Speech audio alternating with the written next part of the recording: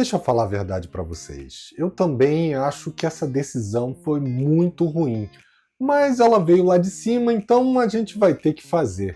Se você já trabalhou numa empresa, existe uma boa chance, uma grande chance que você já tenha ouvido algo desse jeito, né? E se você é líder, talvez você mesmo tenha sido a pessoa a trazer essa informação, a ter dito algo parecido. A frase até parece inofensiva, parece até um gesto de proximidade com o time, uma tentativa de mostrar ali, poxa, eu tô do lado de vocês, mas aqui é o ponto que quase ninguém percebe.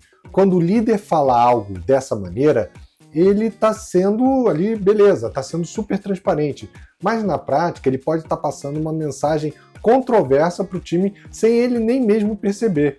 E o mais curioso é que raramente isso acontece com uma má intenção, né? Normalmente acontece por outras razões, principalmente porque o líder quer ser um líder honesto, porque ele quer ser acessível, porque ele quer ser humano, porque ele está ali próximo da equipe. Só que existe, claro, uma grande diferença entre ser transparente e tirar ali a legitimidade de uma decisão da empresa, né? E muitos líderes acabam atravessando esse limiar que é muito tênue, sem nem mesmo perceber. E é sobre isso que a gente vai falar no episódio de hoje. Meu nome é Bruno Ribeiro, eu sou especialista no desenvolvimento de pessoas e você está no podcast Spoilers da Vida. Se você for novo por aqui, já deixa o seu like, não deixa de assinar o canal para que você receba toda semana um conteúdo exclusivo, ativa lá as notificações e eu já venho produzindo esse conteúdo há mais de 7 anos, né? Então vai ter bastante conteúdo para você consumir. E se você preferir, também pode acompanhar a gente nas outras redes sociais que eu vou deixar aqui na descrição desse episódio. E nessa temporada, para quem já está acompanhando, sabe que a gente está falando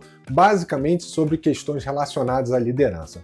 Então vamos voltar àquela frase do início do podcast? Eu também acho essa decisão ruim, mas a empresa mandou fazer. Então, parece até um desabafo, né? Mas o cérebro do time, ele recebe ali 3 mensagens imediatamente. E isso mesmo que o líder não tenha intenção de passar essas mensagens. E a primeira é, eu não acredito nessa decisão. Se o próprio líder diz que acha a decisão ruim, a mensagem está clara, ele não confia naquela decisão. A segunda mensagem é, a empresa toma decisões ruins. E esse recado ele pode ser ainda mais forte, né? A organização começa a parecer incoerente com o que ela está fazendo, distante ou até mesmo incompetente.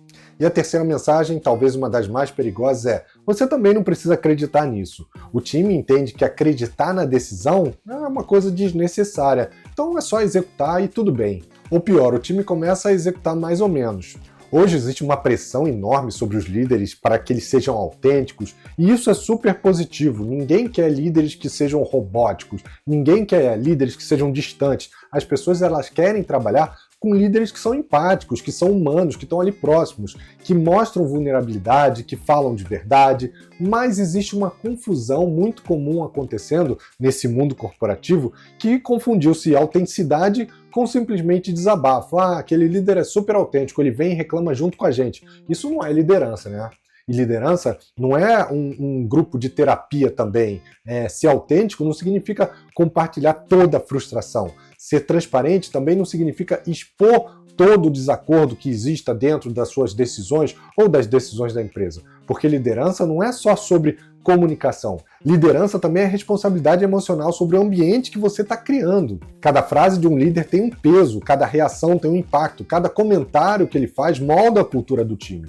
E aqui é onde muitos líderes só falam um dos lados da decisão, o seu ponto de vista, né? Muitos líderes reclamam da empresa na frente do time porque eles acreditam que isso vai gerar aquela proximidade. É como se eles estivessem dizendo, eu também sofro com essas decisões, eu também estou no mesmo barco que vocês, olha, a gente está na pior. E isso gera uma sensação inicial até de cumplicidade. O time pensa, poxa, esse cara daí, ele é gente boa, ele é gente como a gente. Mas isso gera um problema. Eles esquecem que existe um outro lado da decisão que muitas vezes não aparece de cara, o lado estratégico. Porque quando o líder se posiciona contra a decisão da empresa, ele cria uma divisão invisível ali, uma divisão entre empresa versus equipe. E sem perceber, ele cria 2 lados, o lado da empresa e o lado do nós aqui embaixo, né? Nós que estamos aqui para obedecer.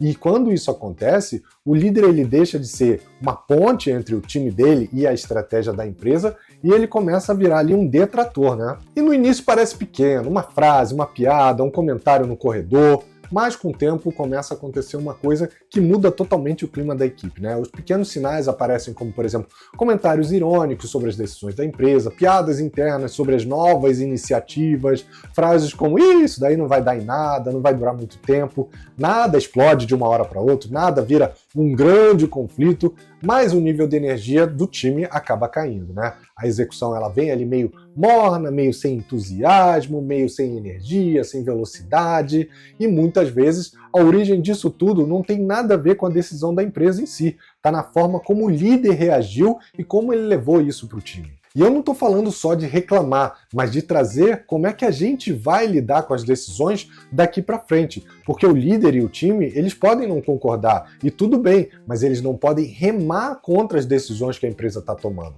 A reclamação do líder, né, não termina quando ele fecha aquela comunicação, ela começa a se espalhar. Quando o líder ele expressa frustração, sarcasmo ou até mesmo, em alguns casos, cinismo, o time começa a absorver esse estado, mesmo sem que o líder perceba, né? E é exatamente aí que começa aquele contágio emocional, um mecanismo psicológico que faz com que o estado do líder acabe se espelhando rapidamente pelo comportamento da sua equipe. E vamos ser sinceros, reclamar é altamente contagioso e é gostoso, às vezes é bom você ir lá botar, se colocar como vítima, para ouvir, para as pessoas validarem o teu pensamento, e fica tranquilo que a gente vai falar ainda muito sobre isso daqui para frente, tá? Mas antes de continuar, se você está gostando desse episódio, já deixa o seu like, comenta, me diz o que você está achando e se você já ouviu frases como essa, né? Se já passou por esse cenário. Eu confesso que eu já passei algumas vezes, mas mesmo quando eu não concordo, eu retomo o meu entusiasmo, eu visto ali a camisa no que der para seguir dentro do momento que a empresa tiver,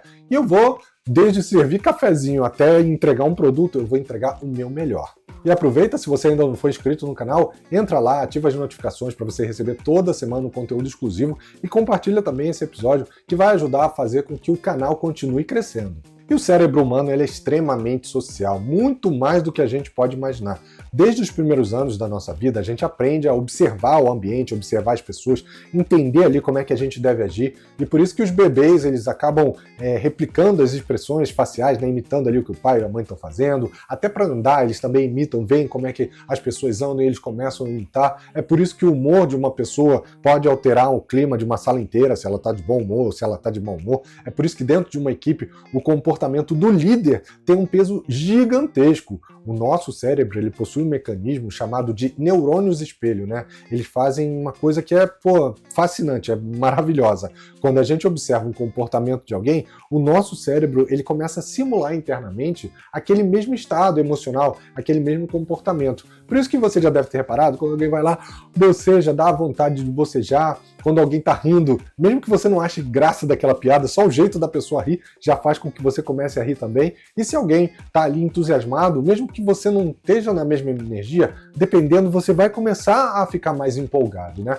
Mas o mesmo acontece nos estados negativos. Se alguém demonstra cinismo, sarcasmo, frustração, tristeza, descrença, o cérebro ele conecta, ele vai começar a replicar e reproduzir esse estado emocional das pessoas ao seu redor. E aí, dentro de uma equipe, existe uma emoção, né, que tem um peso enorme, uma pessoa, vamos dizer assim, que tem um peso enorme, que é o líder. Em qualquer grupo humano existe uma dinâmica natural de atenção. As pessoas elas observam intensamente quem possui autoridade, quem possui influência, quem possui poder de decisão. Isso acontece de forma automática, é quase que um mecanismo evolutivo. O nosso cérebro ele entende que observar quem lidera aumenta as nossas chances de tomar decisões corretas e, obviamente, o que a gente está buscando aí? Sobreviver. Por isso que dentro de uma empresa, a equipe observa constantemente ali o comportamento do líder, mesmo quando ele não está nem percebendo, né? Eles observam ali como é que ele reage às decisões da empresa, como é que ele fala da organização, como é que ele se porta em relação ao que ele fala, como é que ele lida com os problemas, se ele internaliza isso, se ele traz frustração, como é que ele reage quando alguma coisa dá errado, e isso vai moldando ali aquele ambiente, né? E quando o líder ele expressa frustração de forma frequente, uma coisa começa a acontecer. O time começa a adotar esse mesmo estado emocional. Não porque ele é um time rebelde, porque é um time que não acredita, mas porque ele cria ali aquele estado de imitação social. E um dos efeitos mais perigosos dessa reclamação constante do líder é o que a gente pode chamar de cultura paralela, né? Oficialmente a empresa ela vai ter ali uma direção, uma estratégia, uma visão, às vezes muito bem declarada, né? E nem sempre cascateada da melhor maneira, a gente pode falar isso aqui, mas dentro de uma equipe começa a existir uma outra narrativa, uma espécie de conversa interna, uma conversa paralela desse grupo, né? Algo como, por mais que a empresa esteja seguindo esse caminho, para mim isso não faz sentido. Eles lá de cima, eles não entendem a realidade da gente aqui embaixo, né? Não vale a pena nem se envolver muito nesse tema, porque isso daqui não vai para frente. E quando essa cultura paralela, ela se instala, a energia naturalmente ela muda, né? A intenção das pessoas muda, as pessoas elas começam meio que a murchar. E existe um efeito adicional que muitos líderes não percebem. Quando o líder reclama constantemente da empresa, ele não afeta só o clima daquela equipe, ele afeta uma coisa ainda maior e ainda mais sensível, a própria autoridade, né? Porque a liderança ela não depende só do cargo. A gente já falou até isso, né? Muitas vezes nem tem cargo para ter a liderança. Ela depende da coerência. Quando o líder diz, a gente precisa fazer isso, mas ele também diz, e aí pode ser por palavras ou por comportamentos, isso não faz muito sentido para mim, ele cria uma incoerência, uma coisa que deixa as pessoas confusas. E o cérebro da equipe, óbvio, ele percebe isso muito rapidamente. E aí surge aquela pergunta dentro do time. Se nem ele acredita nisso, por que eu deveria acreditar? E é exatamente nesse ponto que a liderança começa a perder força e autoridade. E aqui a gente entra na parte mais importante desse episódio. Existe uma decisão muito importante que todo líder toma praticamente todos os dias, mas é uma coisa muito constante. E muitas vezes ele faz isso sem nem perceber, mas que define completamente o tipo de ambiente que ele está construindo com essa equipe, né? É a decisão entre ser um construtor ou um detrator, né? E essa decisão, ela aparece principalmente quando surge algo em comum em qualquer organização, né? Aqui em qualquer empresa você vai passar por essa situação, que é uma decisão com a qual aquele líder ele não concorda totalmente. Não quer dizer que ele discorde de tudo, mas eventualmente tem alguns pontos que ele discorda. Porque isso vai acontecer na sua empresa, na minha empresa, em qualquer nível de liderança. Sempre vão existir decisões que não foram as suas favoritas, que não são a estratégia que você seguiria, a estratégia que você teria feito, uma prioridade que você não concorda, que acha ali que é discutível, uma mudança que parece que não está tão clara, que não faz sentido para você. Isso faz parte da vida e principalmente isso faz parte da vida da empresa. As empresas elas são sistemas complexos, as decisões elas envolvem múltiplas variáveis e algumas que a gente nem sabe que existem, né? Informações elas nem sempre vêm para as equipes ou para os gestores, né, para os líderes, de forma completa. As perspectivas elas são diferentes, o nível de conhecimento é diferente e por isso os líderes que são maduros eles entendem uma questão que é fundamental. Discordar faz parte da liderança, mas existe sim uma grande diferença entre discordar e sabotar a empresa. E posso te falar uma coisa, sinceramente, esquece aquela ideia de que os líderes eles precisam concordar com tudo que vem da organização. Isso não é verdade. As empresas maduras, elas não querem líderes obedientes, elas querem líderes que pensam, que questionam, que trazem ali argumentos, fatos, que alertam sobre riscos, que trazem novas perspectivas. Líderes que simplesmente concordam com tudo, eles não ajudam a evolução da organização. Eles só repetem decisões, por isso discordar não é um problema. Na verdade, discordar pode ser até extremamente saudável, desde que isso aconteça no lugar certo. Quando surge uma decisão da empresa que você não concorda totalmente, existem 3 caminhos dignos, vamos dizer assim, de um líder, né? A primeira é contribuir com a discussão. Antes da decisão final, você pode chegar, participar do debate, você pode questionar, você pode trazer ali os seus argumentos, trazer fatos e dados que ajudam a dar peso para os seus argumentos, sugerir melhorias, propor novos caminhos que eventualmente podem não ter sido pensados, né, caminhos alternativos. Esse é o papel de um líder comprometido com a qualidade das decisões da empresa. Ele não só executa, ele também ajuda a construir essas decisões. O segundo caminho, que eu acho que até é complementar, né, é defender a decisão. Depois que a decisão é tomada, o papel dele ele muda, né? Agora o líder precisa garantir que a equipe execute da melhor forma possível, mesmo que aquela não fosse a sua primeira decisão, a sua primeira escolha, né? Porque naquele momento ele tem um papel muito importante nesse jogo, né? Ele tem o papel de manter a consistência dentro da organização, né? A clareza da direção. E ele tem que manter a energia de quem executa. Isso Isso não quer dizer que ele tem que mentir, não quer dizer que ele tem que fingir entusiasmo. Eu sou totalmente artificial, estou super feliz e o pessoal percebe que isso daqui é um fingimento. Isso significa que ele tem que assumir a responsabilidade pela decisão como parte da liderança. E isso não quer dizer que ele tem que concordar com tudo, mas quer dizer que ele tem que olhar na mesma direção e fazer com que o time caminhe junto com ele.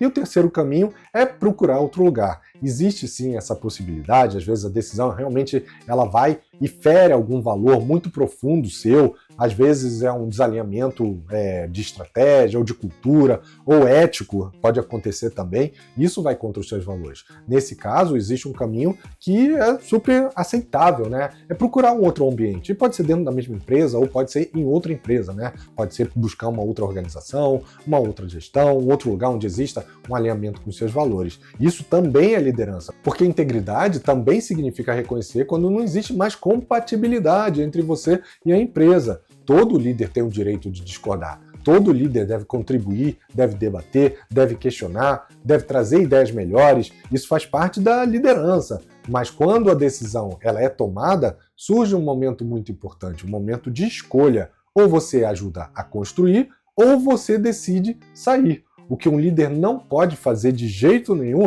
beleza, estou aqui no barco, vou permanecer aqui dentro e vou contaminar o ambiente, eu vou sabotar tudo que tiver que acontecer. Porque quando o líder só reclama, ele não está só contaminando o clima da equipe, né? Ele contamina algo que é mais profundo, a confiança, a cultura, o futuro da equipe, o futuro, às vezes, de um projeto dentro da empresa.